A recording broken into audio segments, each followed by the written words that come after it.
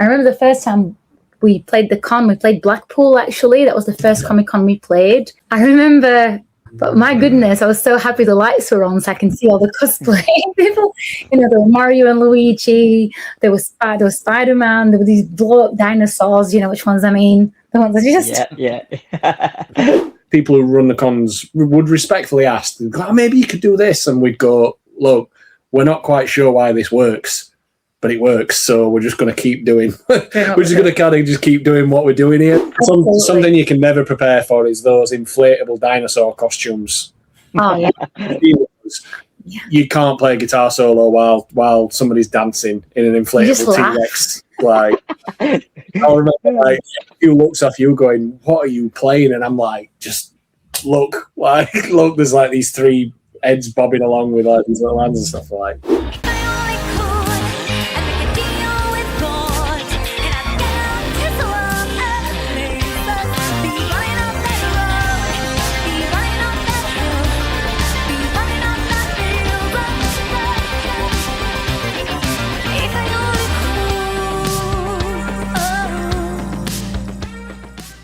Welcome to the Comic Con Community Podcast. My name's Will, and tonight joining myself and Paul is Lina and the Lions. Welcome, Lina and the Lions.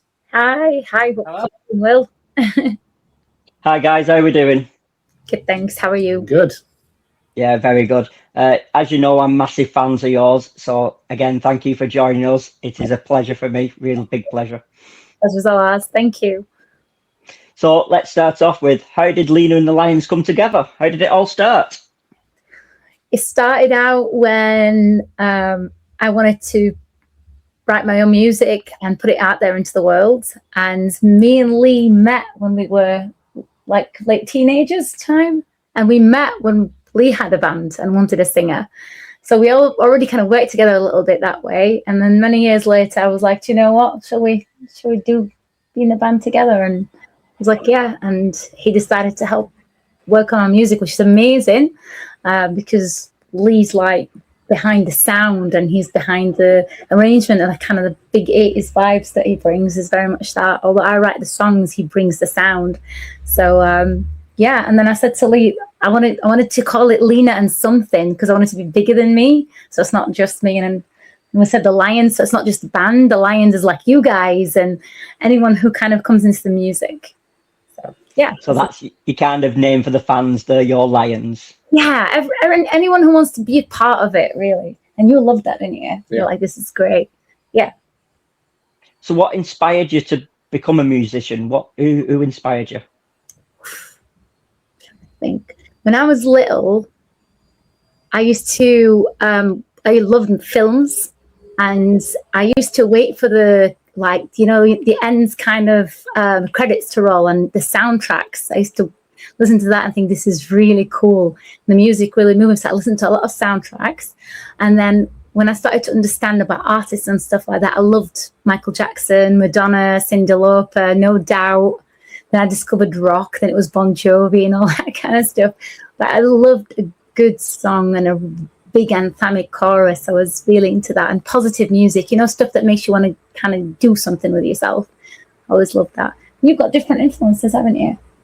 Yeah, I mean, the reason I got into it was I was into sports when I was a kid. So I was like going to be a basketball player and stuff like that. And then I bust my knee and couldn't do that. So I was laid up for a few weeks.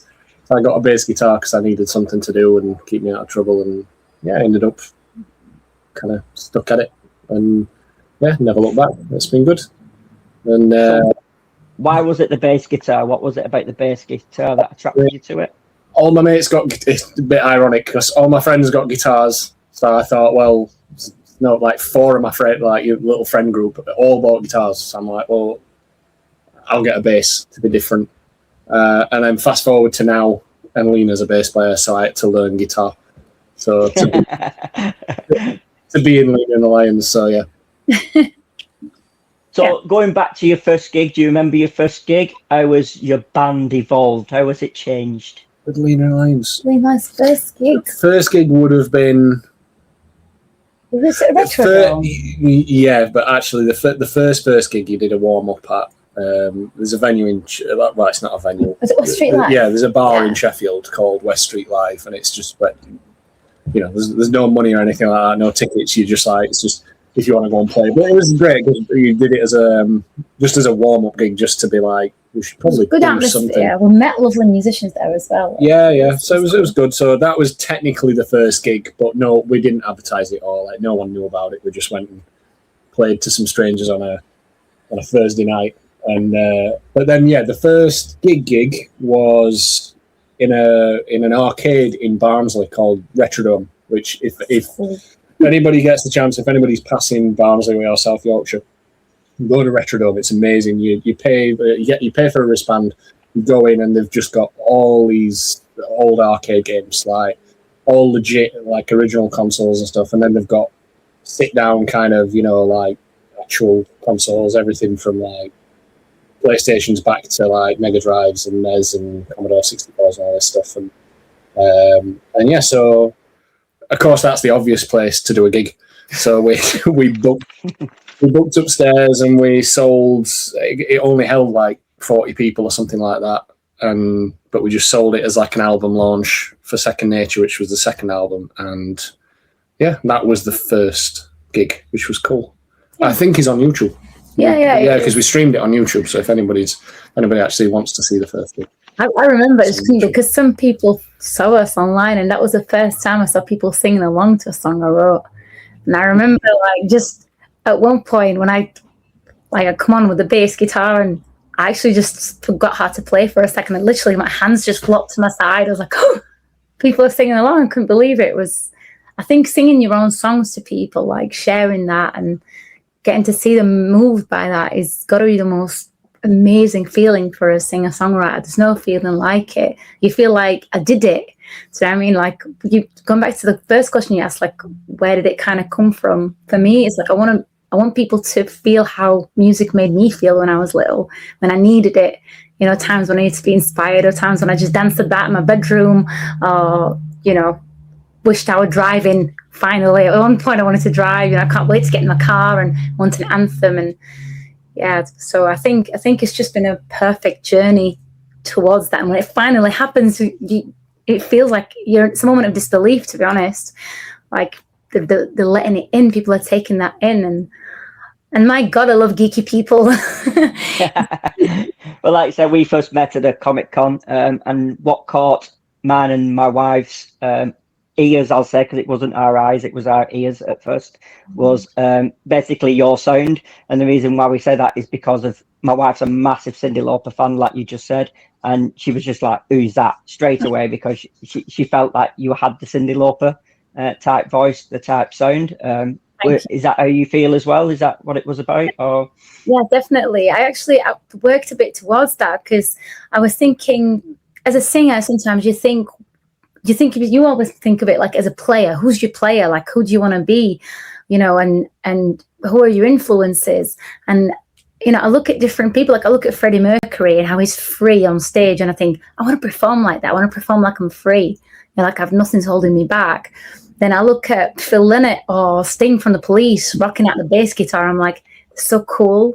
I'm like, I want to have that vibe when I'm playing bass on stage. But then when I think of my voice, I do think Cyndi Lauper, because I think she's like romantically punk is the best way I can describe her. She's full of like love and passion, but she's got that little bit of edge to her that's a bit cool. And so I'll take that as the biggest compliment. So thank you to both of you.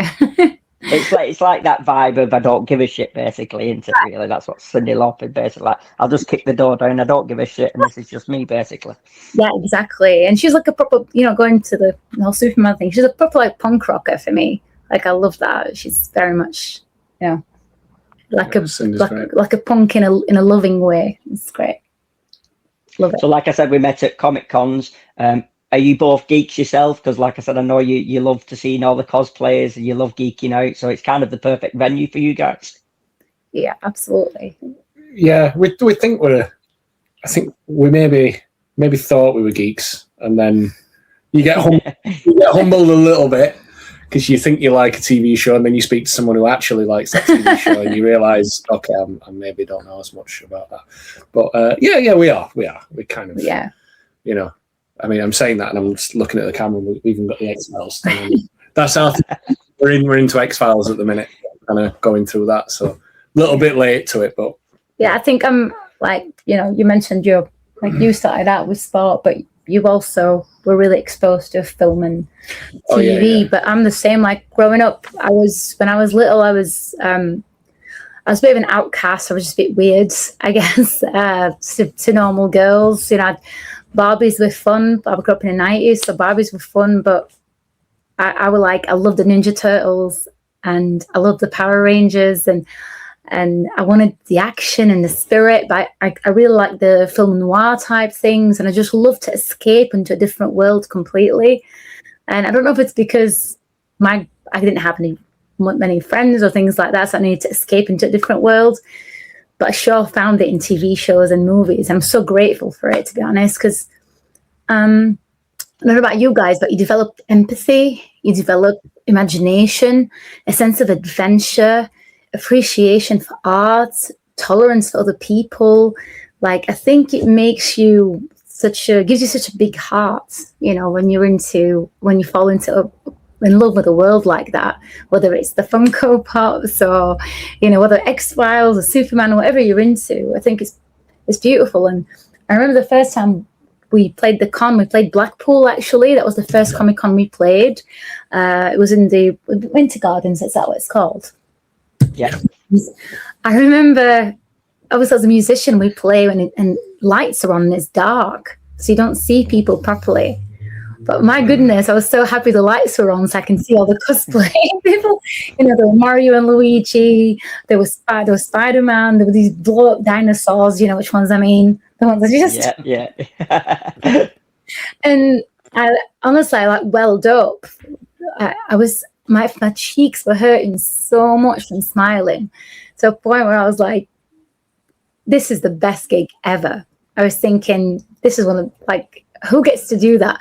But I tell you what, I believe I manifested this, because when I was little and I used to pretend to be a singer, I used to line up all my dolls and line up all my teddies.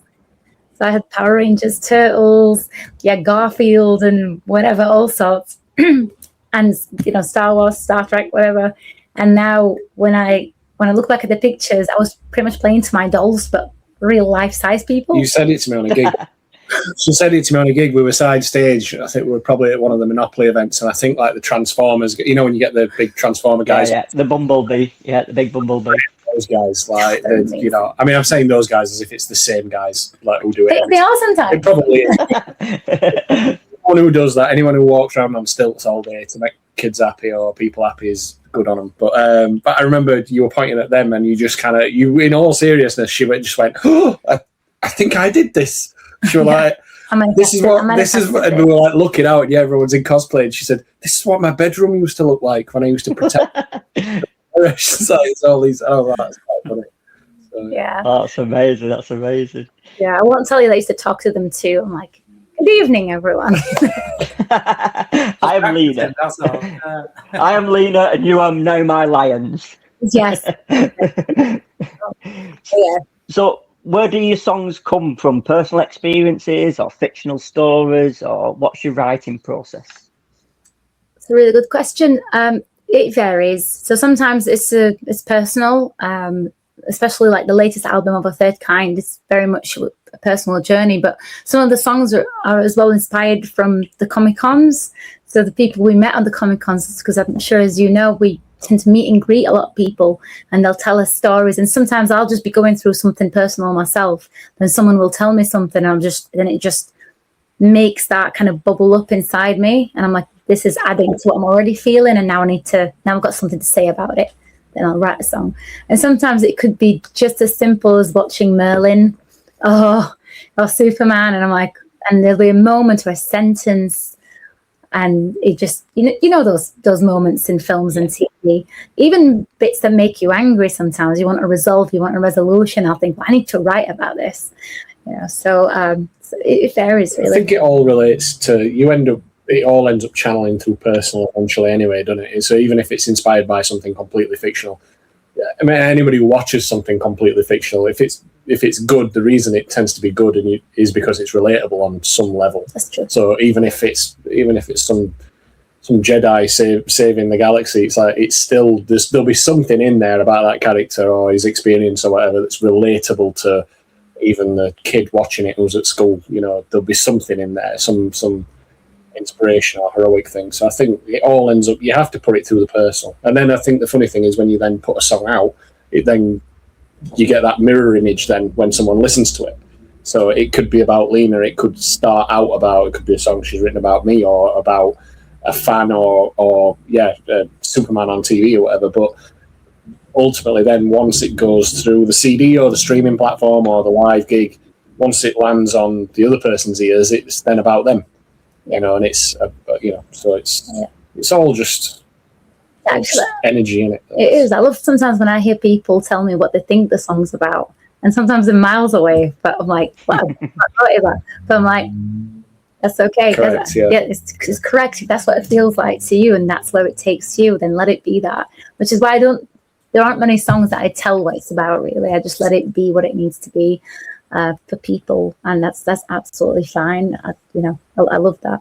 I really want people to feel good about themselves. Like that's what the music's all about. It's I want people to believe in themselves from the song. I want the songs to meet people where they are and kind of hold their hand and take them through wherever they need to do. And you're sometimes a little bit deliberate with that as well, with making it kind of like ink blotty in the kind of seeing what so that people will pick out what you want. So sometimes there might be a lyric that's like, oh, that kind of gives it away though. That kind of, if you put that lyric in it, it says this is what the song is about and this is what every other line means. And it's like, so we'll often move those aside or just mask them a little bit or whatever, so that, like you said, people then put themselves on it and meet you where you're at, kind of thing. There's one song that was really creepy. Paul, you know it, The Sky Beneath Our Feet. So when I wrote one of my favourites, yeah. Thank you. It became one of my favourites from playing it at cons. But is that the second album? It is. Yes. Brownie points for Paul. So I don't know if with this song I just wanted to move. I felt a bit stuck in myself, so I wrote this song about moving. But when I was writing it, I imagined being on an aircraft hangar, and I was like a ninja with a whole kind of bandana type thing, and I don't know what was going on, but that's kind of the image I had, like blue skies and this is the brief I got in the studio when it needs to sound. She's trying to sell it to you, and you're like, "What? You've got ninjas? You've got what?" To sound like the one thing I like about that song is, like I said, is because I'm 46, but it takes me back to the 80s, and I can just slip about and do what I want, and I don't care about the dad dancing or they're you just go nuts with it, and that's what I like about it. Love that. Thank you. That's lovely to hear. I remember we played a MCon in Nottingham, and this guy was talking to Lee, and he said to him that when he hears that song, it reminds him of some kind of fighter in the sky, like a ninja. And Lee shouted at me, and he said, "Listen to what he's got to say." I was like, "What the hell?" I just said, "Hell, you tuned in." I just said to this lad, I just went, "Wait right there." I went like, Lina. I'm like, tell her again. Tell her what you just said. And that was pretty weird. Yeah, that was really weird, but I was so happy. As long as music talks, that's all matters. It's like my favourite song, and it probably years ago, but it was Psycho Killer. Oh yeah. So where did that come about? How did that manifest? Why did we do that? We did something called Unreal Wave, which was like a little phase we went through where we did synth-wave remixes of our songs, and then we thought, oh, let's do that with a few cover songs. Let's play a few covers, and then to be honest with you, I'm going to give the credit completely to Lee for that. I was very much just a singer on that. He was like, oh, look at what I did with Psycho Killer. I was like, oh, that's actually really cool. Then we laid down a vocal. But yeah, this is very much a producer arranger thing. We'd not really done I don't think we'd done a cover at that point. No, we did the Christmas. Oh yeah, we did a Christmas song. Yeah, but other than that, I don't think we'd done a cover. No, that was the first one. So, and I think we did it. I think the only reason we did a full version of it was to play it at the cons. Yeah. I'm so glad I think we did a little version for TikTok or something, and then we thought, oh yeah, because it was on Stranger Things. Oh yeah. So we figured, we'll play a cover and do it, because it was on Stranger Things. Mm-hmm. I think that was. Well, it's funny you saying about like, you know, TV shows influence and stuff like that. I've just had a thought in my head that your third cover is the UFO, and you just said you're watching the X-Files. So Is is that the influence, the X-Files there? Absolutely, yeah. We watched. Yeah, no. we watched- I think it was not definitely. This album took a while as well because we were touring the cons and stuff. It took a while to not to write it because you already had the songs, but Lina's always got like. There's always another couple of albums written, right? So we're always trying to kind of like catch up with what she's wrote. So, but this took a while to kind of put it together, and I think we'd already got the album the idea. album art was kind of already there, and you did the album art before because Lina did the design for the cover on this one, and you did that before we even tracked anything. So I remember in the studio we got like two big monitors, and we put it as the background on one of the monitors, so it was just there for like The songs were written though. the songs were written, they were demoed, but we'd not tracked anything, and so the artwork was done first. So actually, the aesthetic of it, and that kind of did influence the sound a lot as well. Yeah, it really But did. then, because it took so long when it came to like putting the merch together and doing the design, at that point we were watching X-Files, and so you did like we did for example with the cassette release.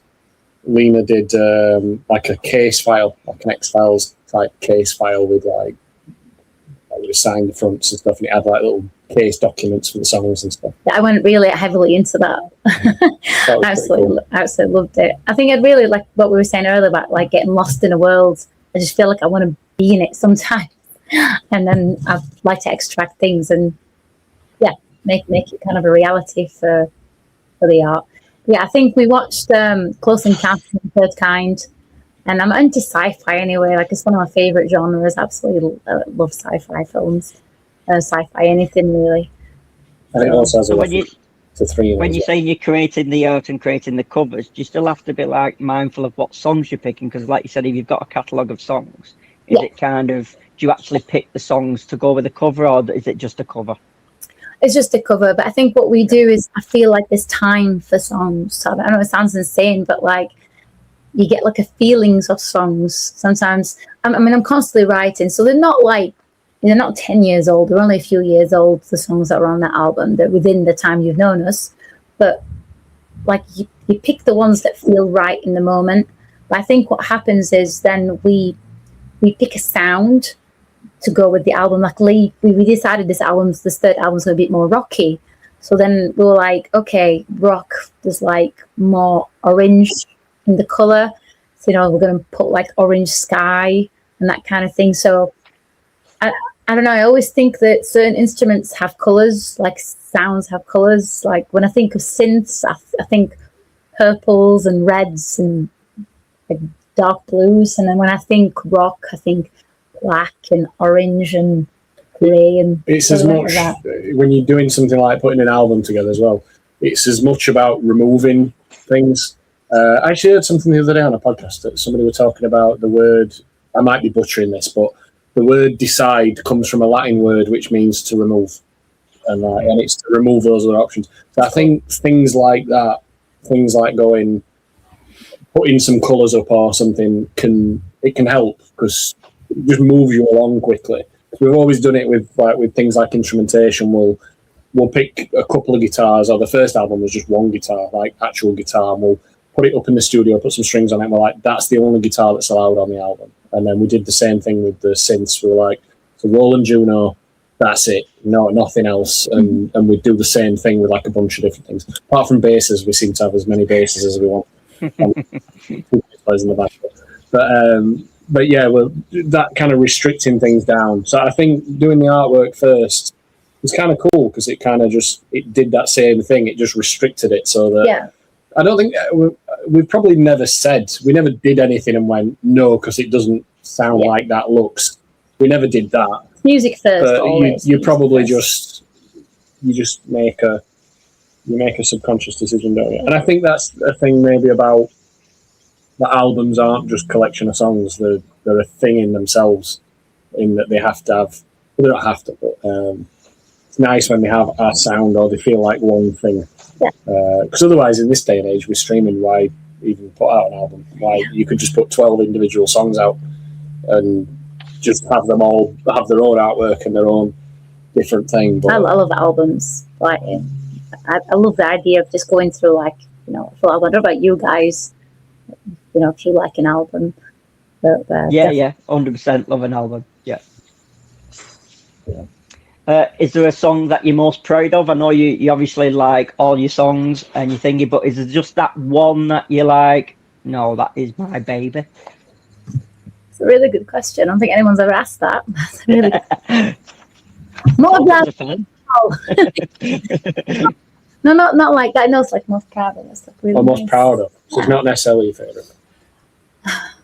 I think, like I said, because I like all your music, but like I said, Psycho Killer, I don't know why, just think it's more for me, and it's an older song than what is now, but it still just, I like listening to yeah, it just gets me every time. So yeah, love that. I still love it. I think it has to be from the recent album, and it's a song called "Across the Bridge." And the reason I'm proud of it is probably just because I heard it in my head first as an entirety, and when I came to arrange it, it sounded exactly like what I imagined. So I did that. Other than the middle section, really, I kind of arranged the sound and the instrumentation for it, and it just come out exactly how I pictured it. So I'm really, it's not necessarily the most intellectual or best song, but for me, I'm just proud of it because I feel like, yes, I did it. It was up here and now it's there exactly how I pictured it. So. Well, like you said about fans, about taking their own interpretations of the song, for me, the Across the Bridge it's over the kind of thing. So if you want to get to somewhere or you need to be somewhere, you're stuck somewhere in your mind, just to cross the bridge. That's what that song read for me. That's how I heard that song. I mean, funnily enough, we've never talked about what it's actually about. And sometimes, because sometimes I'll, like you just said, you'll hear it. If it moves you, then I just go with it, and you know, and so. But that's like taking that one step forward kind of thing, and that's what it was for me because it's like I said, I've had struggles, and it's like you've got to push yourself. So to me, that's what it was. It's like it's just across the bridge. So if you get across the bridge, you're okay, kind of thing. That's kind of literally the sentiment of it. So I'm so happy that's come across. cool. But my favourite of the album is Nearest City. Yes! Oh, great, yeah. So I wrote that when I was having a bad time, just sat in traffic in Rotherham. I was like, I need to get out of here. It's like when you're stuck in a traffic jam and go, where's the nearest city? Come on. Yeah, but then it just became about just literally just what's the next thing for me mentally, physically, whatever it is you want. It's another escape song. To be honest with you, Nearest City inspired the album artwork, actually, funnily enough, because it was like getting in a car and just driving. But obviously watching films, it's always America, like, because that's what you see in Hollywood films, just the big roads and the empty kind of, like, you know, I suppose like in Close Encounters, that big road with the grassy flat fields on the side, and any time an alien spaceship's going to pull up and beam you up. So and yeah, that I love that. But I'm so happy you like that one. That's great. Did you think Stranger Things helped your band or not? Or am I just reading a bit too much into that? Or no, it does. It did because I remember when I told Lee I wanted to play Comic-Cons. I was just sat outside, and obviously the band, being an original band and only doing it for a few years, it means nothing. You're still crawling because you've got to put yourself out there. It's like baby steps. And I said to Lee, I think we should play Comic-Cons, because I was sat thinking, if I was an original blues band or an original rock band, I'd play beer festivals. No one will need to know what my songs are. It'll just be the soundtrack for the day. If I was a bossa nova artist, I'd ring up all the Italian restaurants and say, can I come and serenade all your diners?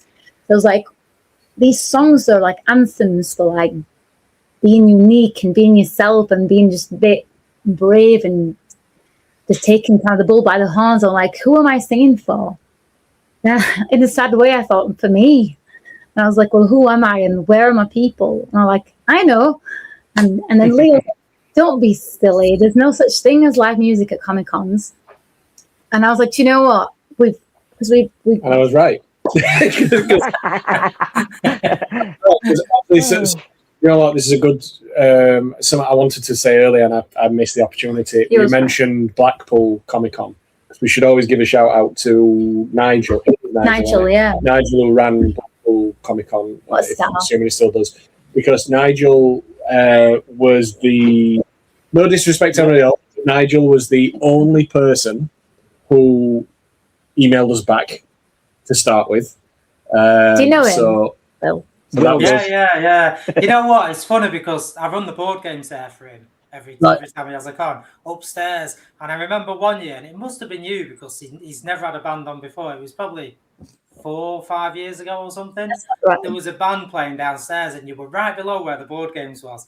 And it sounded incredible, but I could not play any board games, so I was like, this is so loud. It sounded fantastic, though, honestly, it really did. Yes. I didn't know it was you until now. I was like, it really did sound brilliant. But yeah, Nigel's a great guy. Well, he was great. And so, something we try and tell this story as often as we can, because it's, and especially for our musician friends can never believe it.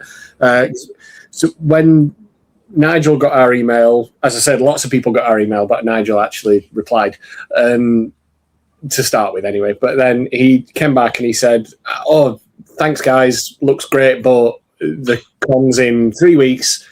Budgets are all tied up, everything's done. Sorry, maybe try next year or whatever." But we were desperate because we wanted to kind of prove the concept. So we said, "We'll do it for free. We'll just let us come and do it. We'll bring the stage. We'll bring the speakers." Well, yeah, because then he said, "Well, we've no PA system. We'll bring the PA. Oh, we've no stage. We'll bring the stage." Like he's like, "With no lights. We'll bring the lights. We'll just let us do it for. Just give us a space." And he was like, "Oh, okay, fine." So and he gave us a lovely space right downstairs underneath the ball games. So we went and did it, and it cost us a fortune because we had to hire a van, pay the drummer, pay a crew. We had to get hotels in Blackpool, and we were so tired. We had to set off at 2 a.m. and stuff to be able to get there and load in, to be brutal. Which and but then the amazing thing, the crazy thing about Nigel was on the Monday morning, we just sent him an email just saying, "Thanks for having us. That was really nice. What a lovely event, and all the best. Thank you very much." And he replied with, "Can you send us an invoice?" The expenses. Well, no, he just wanted to pay us. He just said, "Can you send us an invoice for what you did?" And we said, No. Your budget was all done. We said we'd do it for free. And he said, No, it was fantastic, and we want to pay you. So we very gratefully accepted the expenses for it. We tell that story as much as we can to people, and especially to musicians, because in the music scene, you'll never speak to anyone who's had anything like that. Yeah. Like someone in the music scene saying, "So go, Nigel, pay for free, pay for free for 2 days, and then on the Monday morning offer full payment with no obligation," which is that's.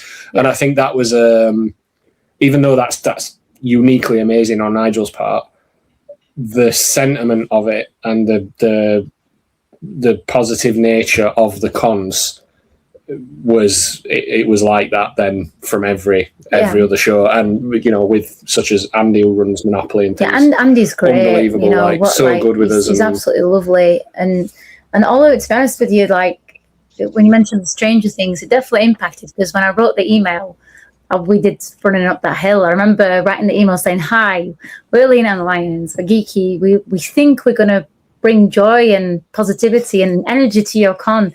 We'll just come, we'll do whatever set you think." And I said, when we play music from Stranger Things, and I put that in bold in the email so that you see Stranger Things as soon as you open the email.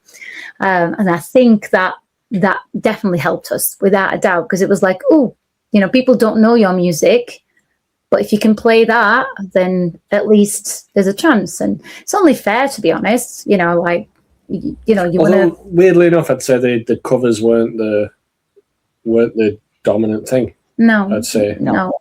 It's bizarre. Sky Beneath Our Feet seemed to just people just went crazy for that. My theory is at cons, when you do the covers are great, but if you're a Stranger Things fan and you play Psycho Killer. Or Running Up That Hill. But Psycho Killer is probably a bad example because it's just a great song. Running Up That Hill. Yeah, Running Up That Hill, because that's one that, for example, other than the cons, we don't play that, do we? It's a great song, but we don't feel like it's doesn't like we've not put it on streaming or anything. It's not. We've no desire to kind of. Yeah, Kate Bush does a great job at that. Yeah, exactly. Just if you want to hear, so do you guys, so do you. But like we can play that, and if you're a Stranger Things fan, it's great. But if you're not, it's like, well, it's just an old song, you know, that like, and so you kind of with the covers, because we used to get asked a lot, like the con people who run the cons would respectfully ask, oh, maybe you could do this, and we'd go, look, we're not quite sure why this works, but it works, so we're just going to keep doing. We're just going to kind of just keep doing what we're doing here, and we feel like if we start to try and engineer it so that it'll work, we might ruin it and it might become a bit disingenuous. I actually feel like because we brought our original thinking, it people you'd know because you've kind of come into our world in that way. But I think people respected that we were an original artist rather than just a cover band. Not that there's anything wrong with that, by the way, because still to cover music is very difficult, and to do it justice is a very unique talent and ability. Shout out to those guys that we saw at Liverpool. I forget Blue what Harvest. Is that what they're called? Blue Harvest. Amazing. Have you seen Blue Harvest? No. Oh, they're awesome. Brilliant. They're like a cover band. They're like, if you told people you're a Comic-Con band, they're what you would think we are. It's like they actually do all the kind of they do all the big theme songs and all that kind of stuff, but they're really entertaining, they're really funny, great musicians, and lovely guys as well, because we got to chat to them. So, yeah, sorry I interrupted you. It's like you say about the covers, you do the covers great, but I was always going, I want your next song. I don't want the cover, I want your song kind of thing. You know, I want to see what you've come up with next, not the covers. The covers are great, don't get me wrong, they are fantastic, but it's always like, oh, right, now it's your song. Right, no, I'm in more kind of thing, you know what I mean? So awesome. That's so great to hear. Thank you. Thank you for listening. So come on, what mishaps have happened on stage? What funny moments when you're looking at Lee and going, you had one job, mate, one job. So many. Sometimes I'd forget to charge. I've got like a little dongle, like instead of a jack cable, so I've got like a wireless for my bass. Sometimes I'd forget to put that on charge. Oh, because you just run off to the meet and greet. I run off to the meet and greet. It's so she'd be at the merch stand for 2 hours and her bass is just not charged at all. So then we'd get back on, start the song, and the bass just cuts out. And you're only up playing 2 songs and the bass cuts out for both of us. So there's that. I fell off stage once, nearly. I nearly fell off stage. It wasn't a con, it was Wall Street Live on that first gig. You were trying to climb on all the monitors. I tried to climb on a pile of monitors because there were a lot of people there to kind of get them to sing, and I realised they weren't balanced. So I was on a tower of speakers just rocking. That's on YouTube as well. That's on YouTube. Yeah, I'm not sure. If you want to see the bloopers, they're all on YouTube. Oh, they'll be on this podcast as well. I'm just making a note of all the times to we put the bloopers in. Yeah. Trying to think what else. A lot of times that, you know, like when we're performing, I try and dodge Lee's headstock because we're just swinging on stage. Like, what? Here we go. So some of them. Can't think now. You know, as soon as we finish this podcast, I'm going to think of so many. Yeah. Loads. But what I love about it is, like I say, you can't plan when you're playing. You know what you're going to do, but you can't plan it. So then, like, you get into the song, you'll see the crowd, like you said about the reactions of the crowd, and then you probably go a little bit extra nuts, or you probably go a little bit thingy, and then you probably forget when Lee's swinging his guitar, or you know, or something like that, because you're just into the crowd. Something you can never prepare for is those inflatable dinosaur costumes. Oh yeah. You can't play a guitar solo while somebody's dancing in an inflatable T-Rex. Like, I remember like a few looks off you going, "What are you playing?" And I'm like, "Just look, there's like these 3 heads bobbing along with like these little hands and stuff." Like, yeah. So that's rough. That's great. But we've got to give credit to you, Lee, as well, because you're not just playing the guitar, you're doing other stuff as well. So it's not just you stood there playing a guitar, you're actually doing other things. Yeah, he is. Yeah, Lee does the sound. He like engineers the sound, so he does the sound checks, helps set up the equipment. You know, like I do my little station, but Lee makes sure the drummers got their stuff, they've got their in-ears, they've got the monitoring, they've got everything. So yeah. We have to be a kind of quite a tight-knit little group with the Comic-Con thing. Unlike if we go and do like another show, it can be a bit different. You might have crew and sound men and things like that, but then when you do the cons, it's because I should say the cons do have like you might see there's technicians there, and they're lovely guys, and we ended up getting to know them and stuff like that. But that's not really that's not their job. They're not there to look after a band, because there's not supposed to be a band. It's not. That's a whole, if you book a technical company and with a band, that's a whole different thing. So like they're not there for us, but they're always lovely and they always help us out. And Yeah.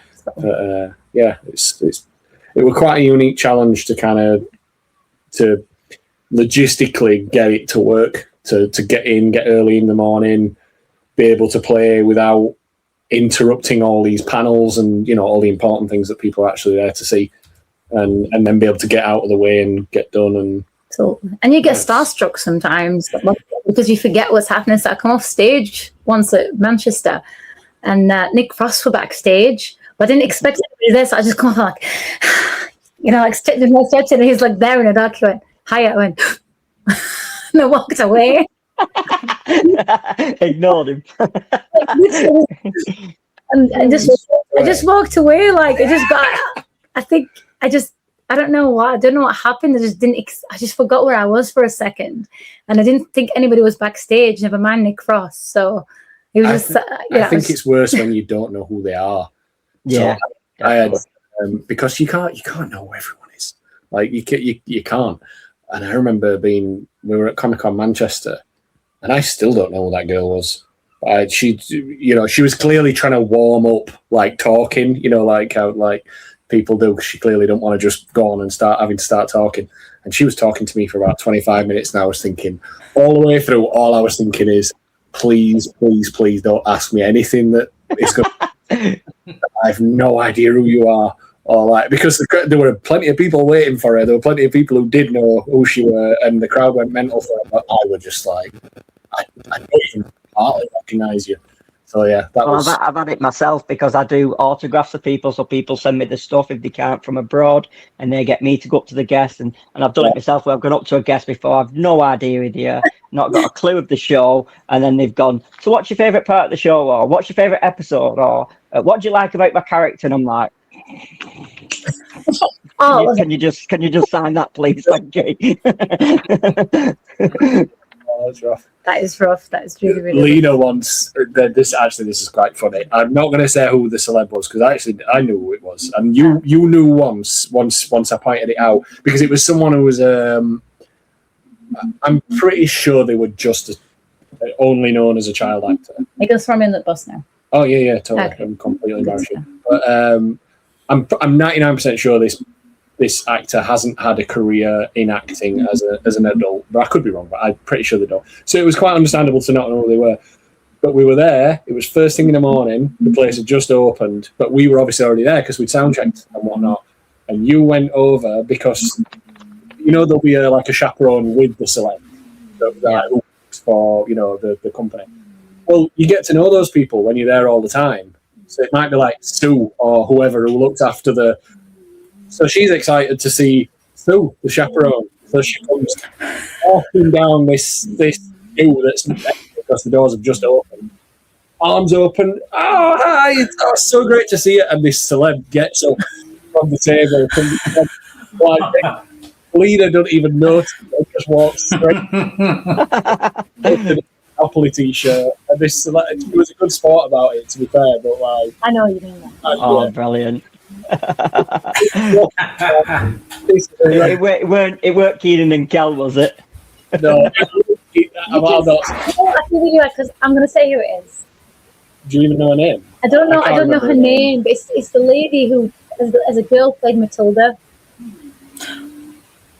I actually saw a thing on Facebook with her the other day. Actually, somebody had put a photograph they'd have taken with her. There was a whole comment section with loads of replies. I won't go into it, but I was like, "Oh, that's her that played Matilda." I didn't recognise her at first. But... No, she did Miracle on 34th Street, and she was just like go-to, weren't she? Yeah, I think I was just like half asleep, and I was like, "Oh, so and so's that." To be fair, you probably didn't recognise her as well because she's obviously she's not done much as an adult, so yeah. Yeah. But she was such a good sport. Like she was so like, because you went down like this, and she got up and like, I was like, "Oh, this is awful." I had to walk away. I was like, "I'm going. I can't see this." We live in the shame now. So if I can give you an open ticket to play any festival, what festival are you playing? Festival. Is there a Comic-Con festival? That would be cool. Oh, See, I've got Glastonbury in my head because I think you'd be great at Glastonbury. I think you'd absolutely rock Glastonbury. trying to think. Yeah, that's really cool. I'm trying to think. We're quite sad as musicians. Can you tell we're not big festival goers? Yeah. But any venue, it doesn't need to be festivals, just any venue. I mean, festival. Wembley, the O2. Yeah, Rock in Rio for festivals just because it'd be nice to go to Brazil. Yeah, that would be cool. Yeah. I like Isle of Wight Festival actually because I like the sound. The sound's usually good in Isle of Wight Festival when you watch it back and the camera work's always nice. I think if there was one venue, I'd like. It's really weird because I'm more of a. I don't really care much about the notoriety of a place. It's more of a who's there. If you know what I mean, like who are the people? Is everyone there?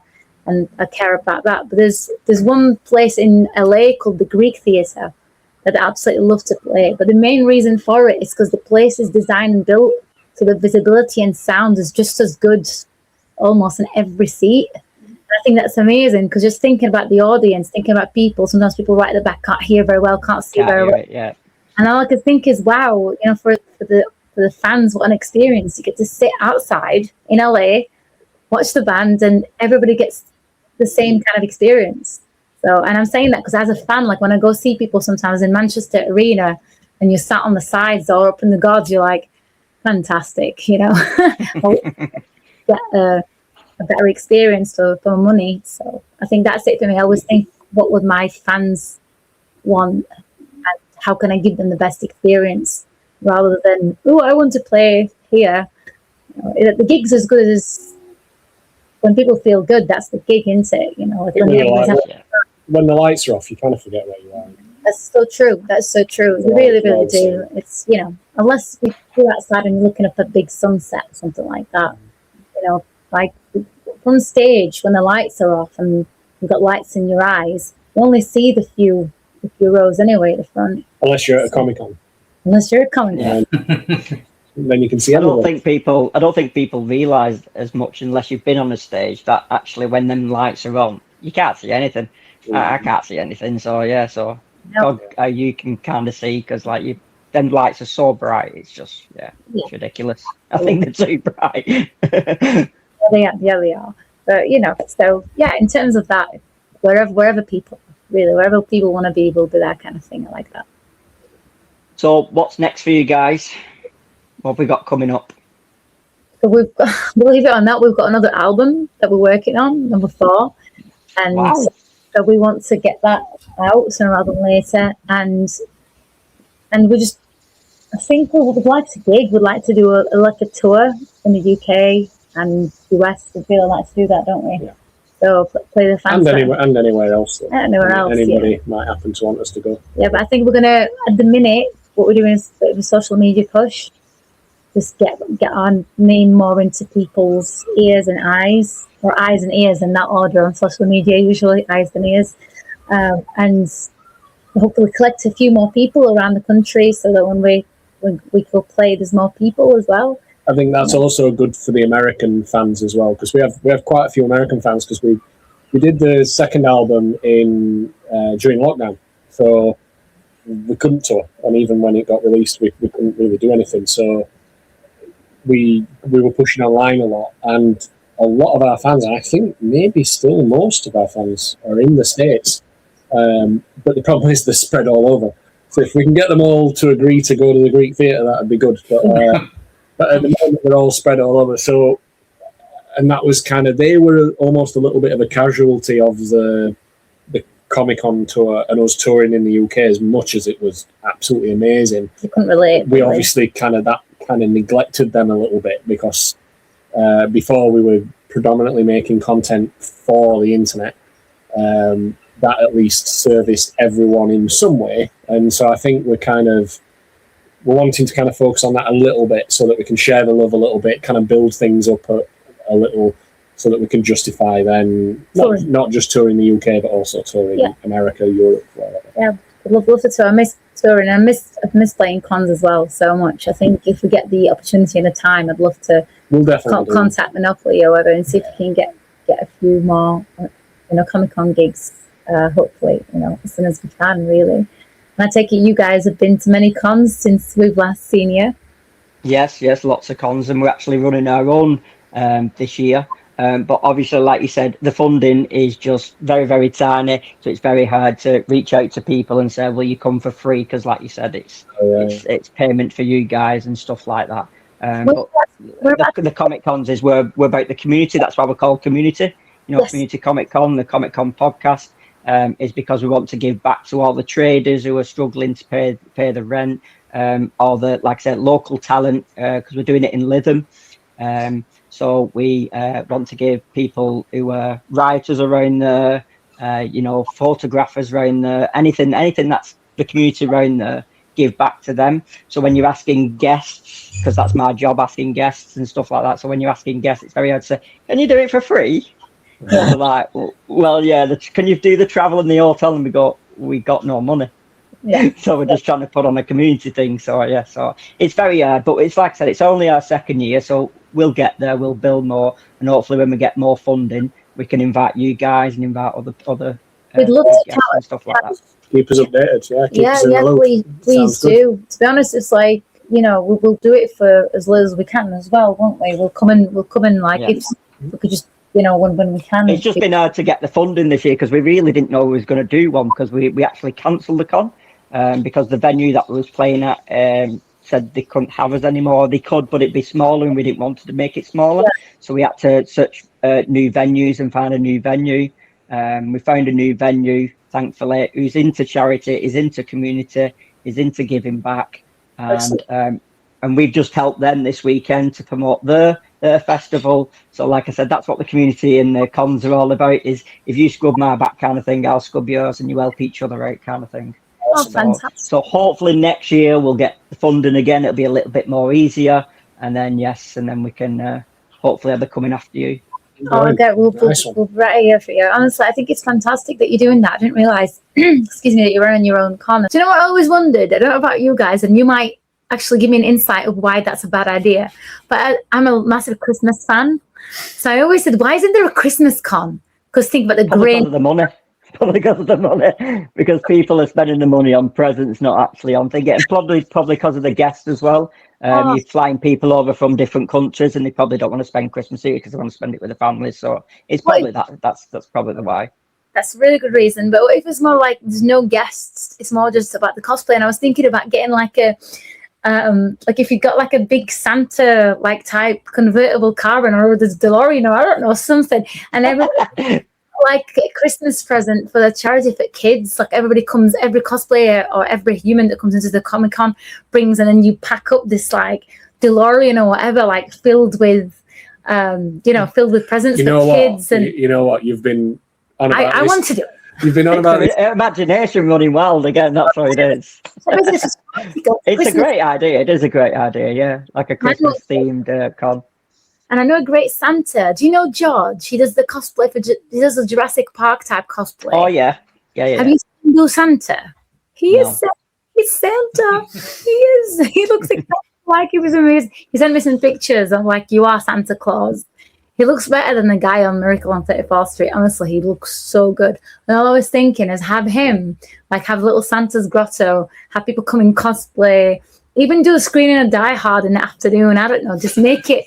Oh, honestly, I don't know, because people said Die Hard's not a Christmas film, so. It's a Christmas film. It is for me. It is for me. Yeah, that'll be good. So we're coming to the end. Do you want to give a shout out to your socials? Because you just mentioned your socials. I know people can find your music on YouTube, but where else can they find you? Where can they buy your stuff? Give it a shout. So you can head over to www.linaandthelines.com, and when you go there, you'll find links to our Instagram, Facebook, TikTok, but also to our online store where you can get a new album of a third kind on CD and cassettes. And you can also stream it on Spotify, YouTube, Apple Music, Deezer, wherever you listen to your music. Excellent. So thanks, guys. We just have one more favour, is that this part of the podcast, we let Grogu take over. Okay. So you will like this bit. He has some little questions inside. The 5 random questions that you probably never ever be asked ever in your life before. But don't worry, it's just straight answers. You don't need to go on and on. We can just straight in and out. So question 1, are you a planet person or are you a wing it person? Wing it. Planet person, I am. Oh, interesting. Question 2, do you arrive early to things or are you fashionably late, especially for rehearsals? Fashionably late. Yeah. Oh, that's the staring you into. That's what it is. Question 3, if you could have dinner with a fictional villain, who would it be? Lex Luthor. Very good. Oh, that was fast. That was fast. Go on, Lee. That's hard to beat. Oh, Lex is great. yeah, I don't know how you beat Lex. I know, Kingpin. Yeah, Kingpin. Joker. That'd be it. Question 4, what do you think is more likely to be real, a werewolf or Dracula? Dracula. Dracula. I'll go with that. And then the last question, would you rather have a bad haircut or a terrible hair dye job? Terrible hair dye job. Yeah. Oh, I thought you would have gone for the haircut because I thought you undermined like a bit of blue and purple going mental and turning into different colours. Yeah, I think it'd be cool. Yeah. Anyway, that's it. That's the 5 questions done. Again, thank you so much for joining us. It's been a pleasure, and we'll be looking out for future music. Thank you, guys. Awesome. Thank you, Thank you very Paul much. and Will. You're amazing. Cheers.